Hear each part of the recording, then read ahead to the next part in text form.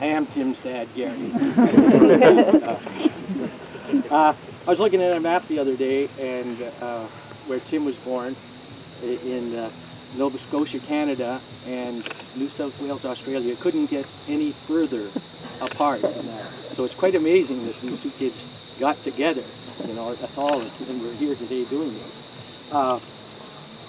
Just before we went any further, normally I kind of disapprove of the kids not knowing each other a little bit longer before they got married, but I figure 5 years is probably sufficient.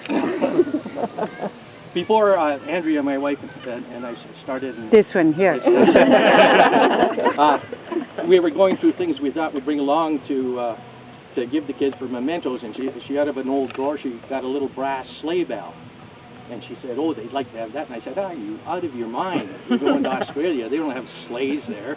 That's the last thing they'd want. Anyway, as usual, it turned out I'm wrong. Because when we got here and we were practicing with the horse and we were harnessing up, and Kylie came running over with a set of sleigh bells that you heard on horse day. And Tim said, oh, we're not going to put those things on.